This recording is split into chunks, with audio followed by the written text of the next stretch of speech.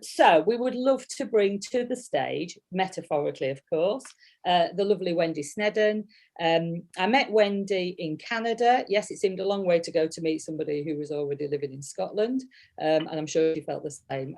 She's been an incredible part of the Find Your Why right from the word go. It's been a pleasure to see her growth, because what happened was, when people come to Find Your Why and they find their why, they then sometimes feel the need that they want to stand up and share what they want to do, or they want to do Facebook Lives, they want to get out there, they find their purpose and their passion. So Wendy Sneddon, let's give Wendy a round of applause. You can unmute to give her applause. Yay! You can do reactions on the screen as well. Yeah. Thank you.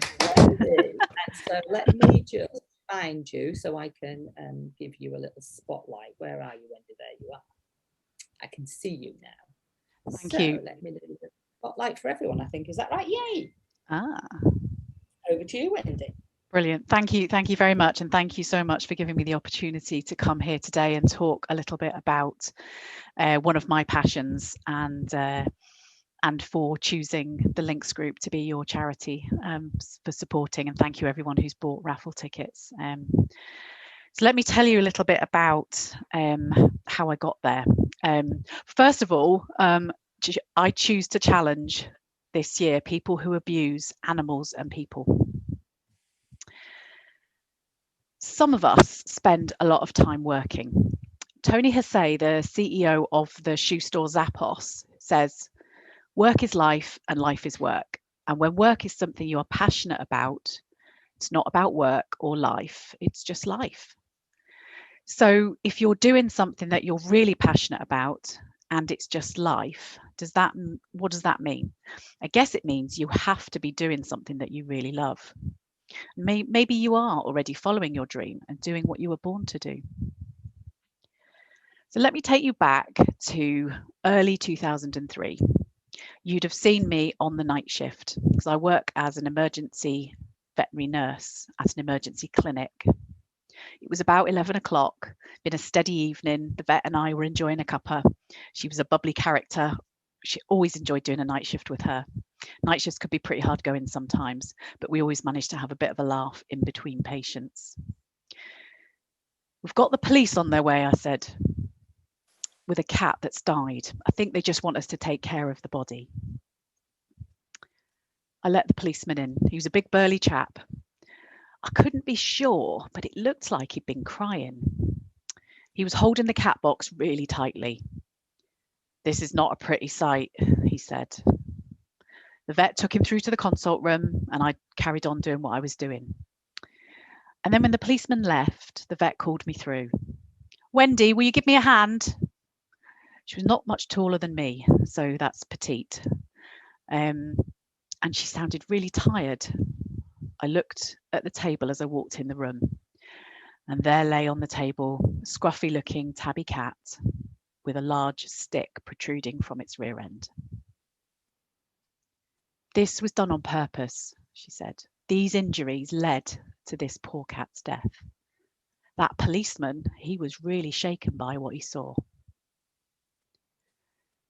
And it took me back to a couple of years ago where I'd been at a lecture learning about the link between animal abuse and human abuse. They say that when animals are abused, people are at risk, and when people are abused, animals are at risk. And it made me really think, if someone has done that on purpose to that cat, what else have they done on purpose and to who? We never ever learned the outcome of that case, but it really shook me to the core. And I said, I want to put a stop to this, but I had no idea. I mean, how do you do that? Fast forward to 2016. So I'd worked my way up within the veterinary practice world to operational management. I'd been involved in setting up new practices, new businesses, and I'd been enjoying my career, but I wasn't really fulfilled. And I thought, now it's time for me to do my own thing. But what on earth would I do? I'm really passionate about pets and animal welfare, but where do I go with that? Over the years, I've learned new skills. I studied HR and management, NLP, coaching, teaching, marketing, how to build websites, how to build social media. I've even studied Reiki and hypnotherapy. but nothing really jumped out at me in terms of a passion.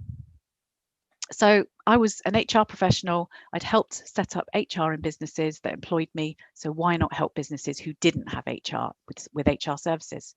So I figured out I'd set up as a business coach, write a book and build HR software. But it's not quite as easy to work for yourself as I thought. And I was working harder than ever. In June of that year, 2016, I flew out to Canada for one of those business holiday trips to launch my book, because the book coach that I've been working with, that's where he was based, and he was running a big event. And that's where my life changed. So up on the stage was Cheryl Chapman, and she got me up on stage to do some of the work that she does. And getting up on stage was not something I would have done in the past.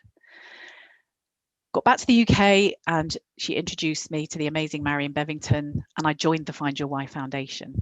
And that's when I started to learn who I really was and how to live my best life. I found my why. So my why is to be a pioneer and to help others find a better way to be. And at first, I wasn't really sure I was a pioneer. I mean, what does that even mean?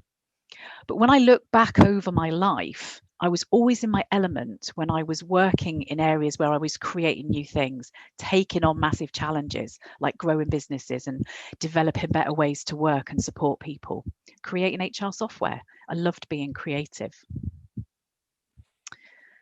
So what about you? Have you ever wanted to make a dream come true for yourself and live your true life?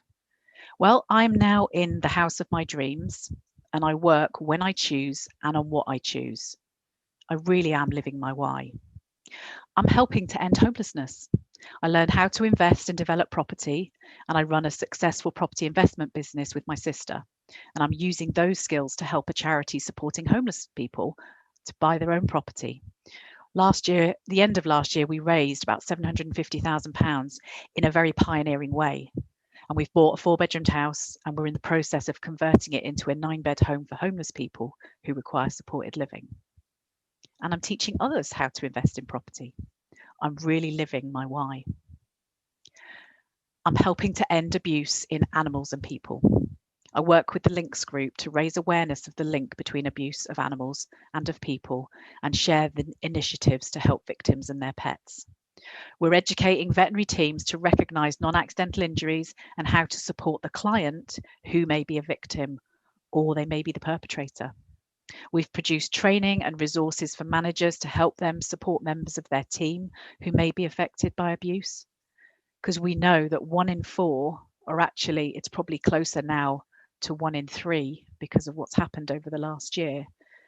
So nearly about 1 in 3 people are actually affected by domestic abuse. So that could be 1 in 3 of your friends, your family, your colleagues. So for me, my work is really now my life, and I'm really passionate about doing it. So it's just life. Finding my why, working with the amazing coaches, having the support of this community has given me the confidence to just get out there and speak up for what I believe and create my dreams. Thank you so much for buying your raffle tickets and helping me to continue doing the great work that we're doing with the Links group. And thank you for the opportunity today. I'm going to pop some contact details in the chat box if any of you would like to have a chat about what I've talked about. Also, if any of you have been affected by anything that I've talked about today, please talk to someone about it. This is the biggest thing that we need to do, is we need to start talking about what we're seeing. If you see something that doesn't look right, then say something. Awesome. So thank you very much. Thank you, Wendy. You can unmute if you want to be able to give her a lovely round of applause. Oh, thank you. I don't know. You're welcome. I don't know if you're like me, but you can hear a pin drop when she texts it. I mean, the sort of things that you hear about are like, oh my gosh, but like we don't have to see these things to be able to stop these things. So I agree with you. You know, choose to challenge, you know, animal abusers, and also you know, the link between animal abuse and humans.